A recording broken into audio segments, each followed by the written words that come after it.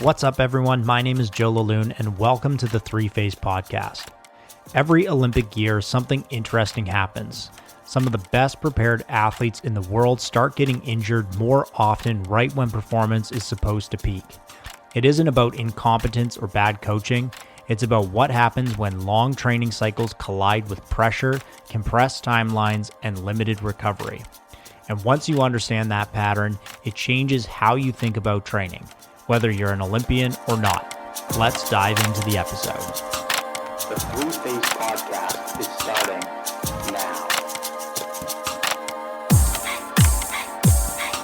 Every Olympic year, something shows up that most people don't really expect. Some of the best prepared athletes in the world, athletes surrounded by experienced coaches, medical teams, and performance staff, start getting injured more often right when performance matters most. That pattern isn't random, and understanding it tells us a lot about how training, recovery, and pressure actually work over long cycles. What's interesting isn't that injuries happen in Olympic years. Injuries are a part of sport. What's interesting is when they happen.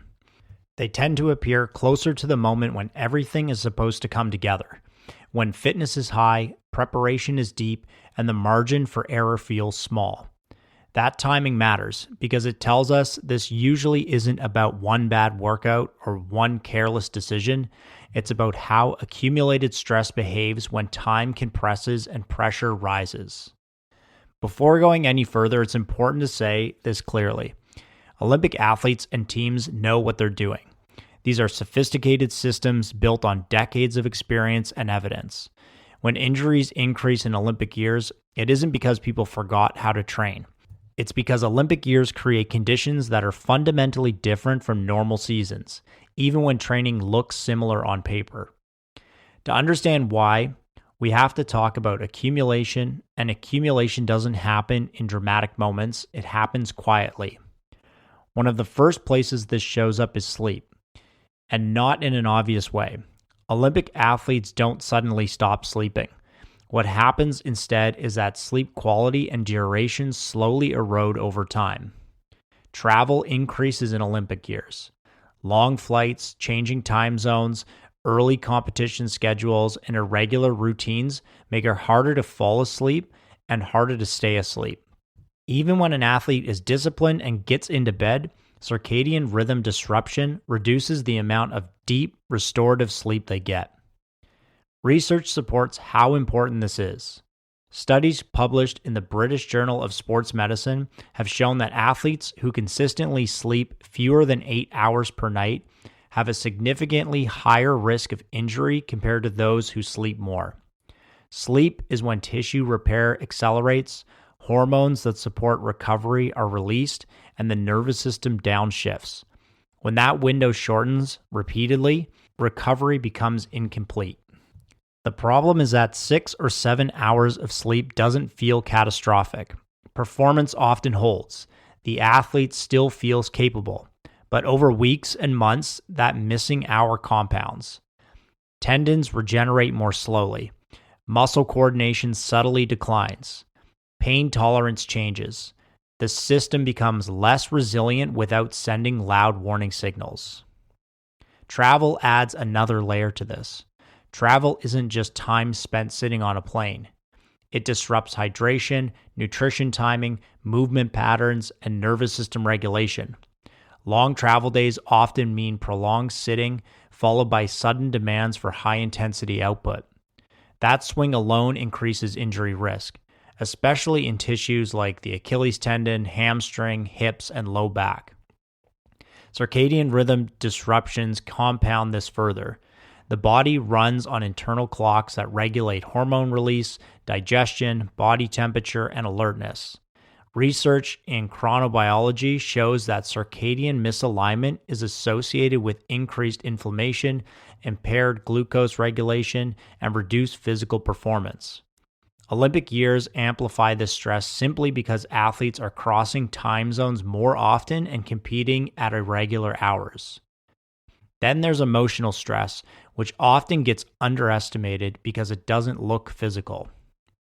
Emotional stress has physiological consequences. Elevated stress hormones influence sleep quality, appetite regulation, muscle tension, pain perception, and immune function. Studies examining perceived stress in athletes show a clear relationship between high stress levels and increased injury risks, even when training loads are similar.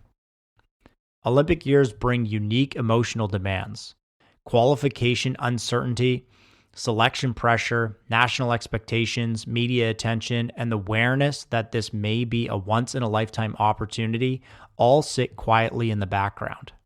Even athletes who appear calm and carrying that load, the nervous system doesn't separate emotional stress from physical stress in the way we'd like it to. Both draw from the same recovery resources.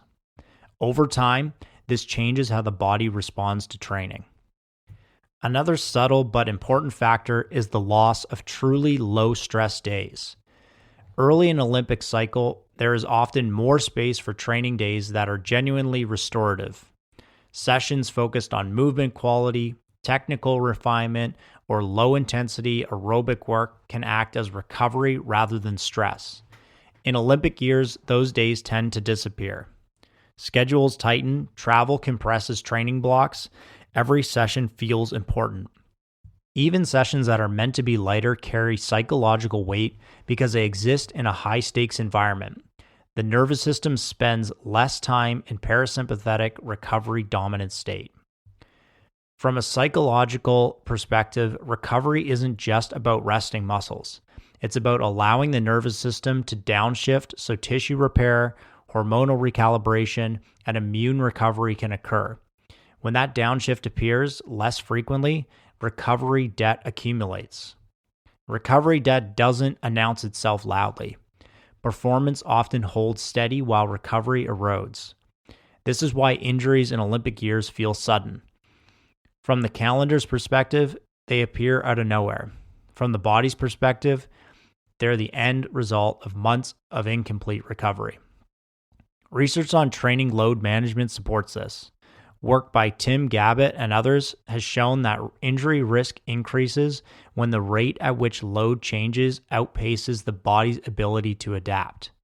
Importantly, this isn't just about volume or intensity, it's about load density, meaning how often meaningful stress is applied without sufficient recovery. Olympic years increase load density even when total training volume appears stable. Competitions cluster. High-quality sessions stack closer together.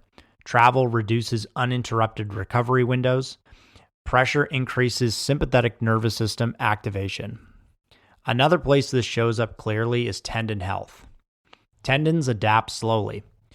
They respond well to consistent, progressive loading over long periods, but they are sensitive to sudden increases in frequency, intensity, or emotional stress layered on top of physical load.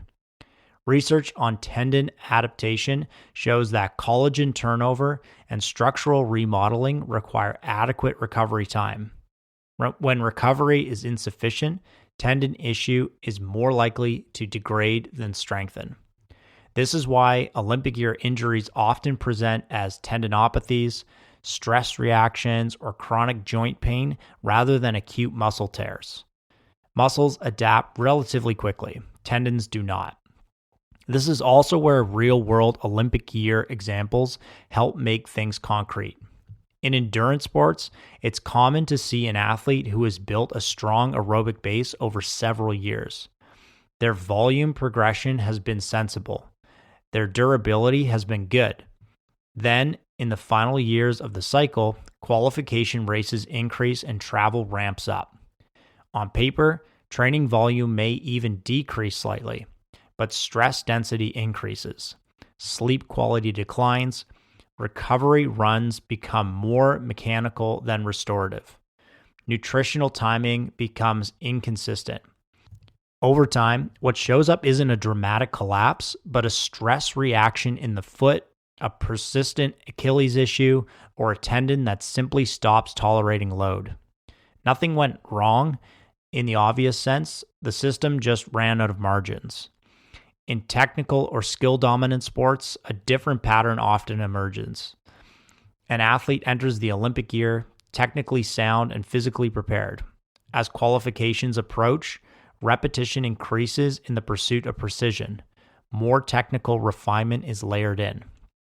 The issue is that precision work is still load. Skill repetition taxes connective tissue and the nervous system even when it doesn't feel metabolically demanding. When these sessions stack on top of competition stress and reduce recovery, joint irritation or chronic soft tissue pain begins to surface. The athlete may feel fit and capable, but tissue tolerance has quietly eroded. In strength and power sports, the pattern can look slightly different. An athlete enters the Olympic year strong and explosive. As trials approach, intensity becomes the priority. Bar speed matters. Expression matters. The athlete is no longer building capacity. They're expressing it. High intensity expression carries a recovery cost, even when volume is controlled. Repeated nervous system activation increases sympathetic load. When layered on travel and psychological stress, coordination and tissue readiness begin to slip. The injury that shows up may look like a muscle strain or joint issue, but the deeper issue is often nervous system fatigue. In all of these examples, no one made a reckless decision. Coaches and athletes responded logically to the demands in front of them. What changed was context, not competence. At this point, it's critical to draw a clear line between accumulated injury and catastrophic ones. Some injuries are unavoidable. Crashes, collisions, falls, and errors under pressure are inherent to sport. A cyclist goes down in a pack. A skier catches an edge. A gymnast lands slightly off. No training system can eliminate the risk entirely. Acknowledging this matters because it keeps the conversation honest. This episode isn't about pretending all injuries are preventable. It's about understanding why avoidable breakdown injury cluster during high-pressure cycles. When we zoom out, Olympic years teach us something essential about training cycles. They show us that training stress isn't just about how much work you do. It's about how the work interacts with sleep, travel, emotional load, recovery quality over time. They show us that even the best training plans are tested when timelines compress and margins shrink. This leads to some powerful lessons for coaches. One of the biggest lessons is that output is easier to maintain than recovery. Athletes can often continue to perform well even as recovery quality declines. Strength holds, speed holds, skill holds. This creates a false sense of security. But tissues don't adapt based on performance. They adapt based on recovery. Coaches who manage high-pressure seasons well pay close attention to recovery signals. Sleep consistency, mood, appetite, motivation, and perceived effort become critical information. When those signals drift, it often means recovery debt is accumulating, even if performance hasn't dropped yet. Another lesson is that load density matters more than load volume. In high-pressure seasons, total training volume may decrease, but the number of days that carry meaningful stress increases. Coaches who navigate this successfully protect true low-stress days aggressively, even when the calendar feels unforgiving. Psychological stress must also be treated as real load. Emotional stress draws from the same recovery pool as physical stress. Coaches who succeed in these environments look for ways to avoid stacking emotional and physical stress on the same days whenever possible. They simplify goals, reduce decision-making load, and create space for mental decompression. Peaking is another area where Olympic years reveal the truth. Peaking isn't something you force at the end. It's something you protect over time. Sharpness returns quickly. Recovery does not. Coaches who understand this are willing to temporarily sacrifice the feeling of readiness to preserve tissue tolerance and nervous system health. Flexibility becomes more important than perfection. No long-term plan survives contact with reality unchanged.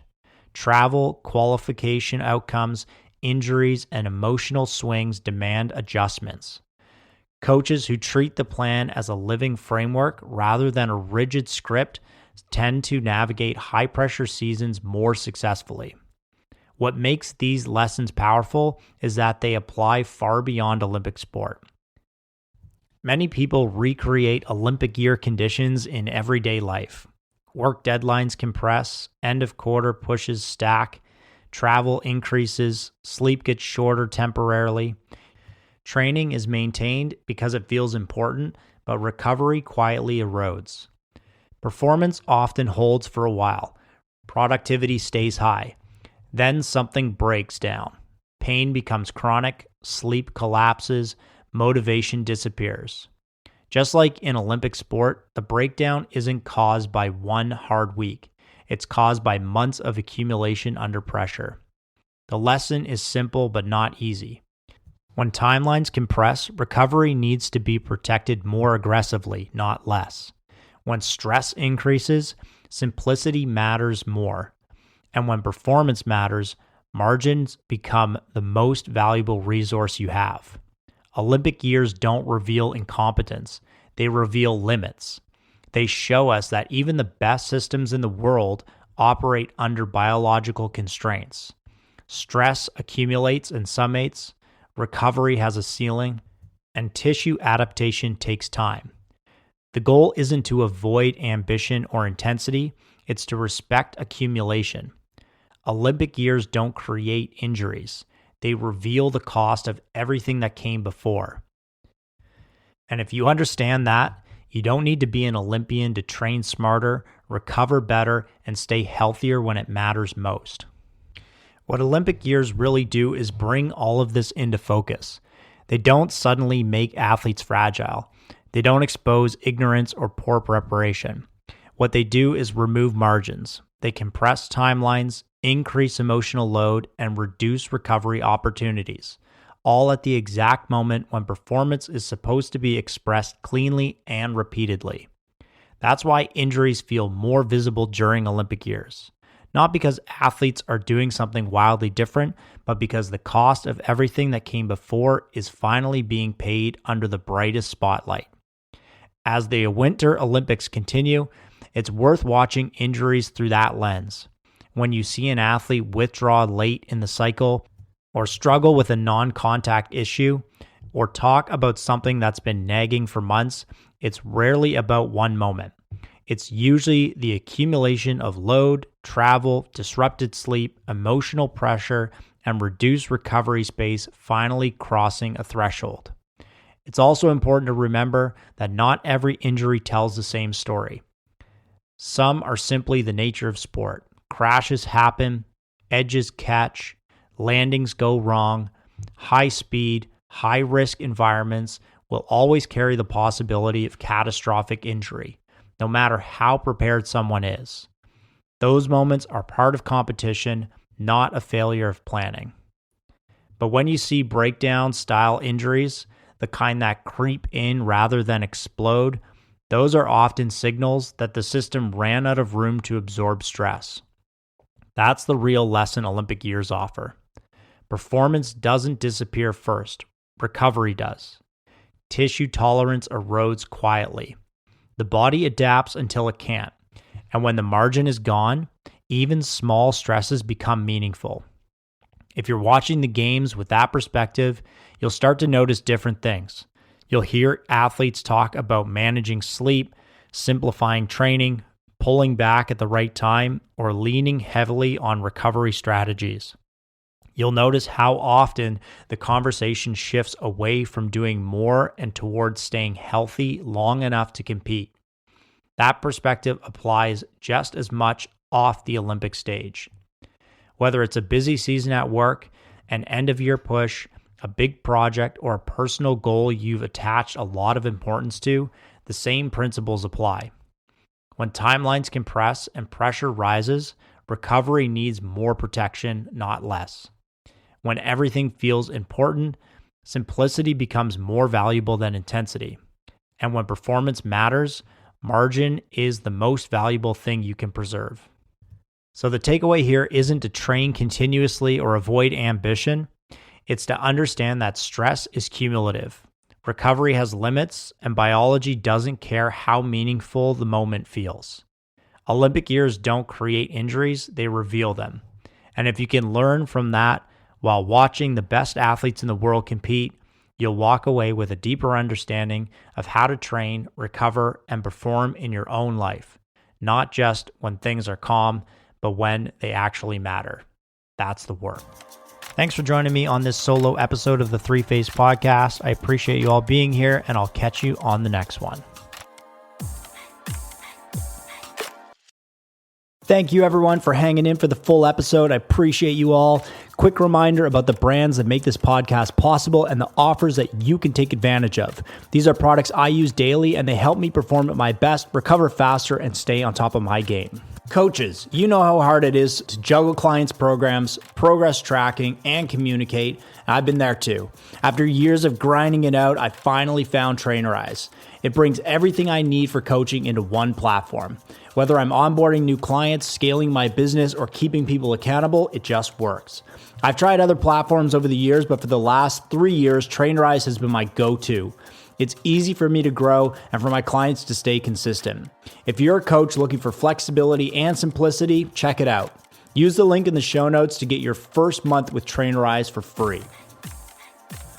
Here's the thing. Good sleep and recovery aren't optional, especially if you're trying to train hard, stay sharp, and keep up with life. That's why I use Bioptimizers. Magnesium Breakthrough and Sleep Breakthrough have been game changers for me. I've tried other products, but these ones deliver. High quality ingredients and noticeable results. If you want better sleep, digestion, or recovery, Bioptimizers fills the gaps your diet can't. Trust me, you'll feel the difference. Use the link in the show notes and the code 3phase10 to get 10% off your order.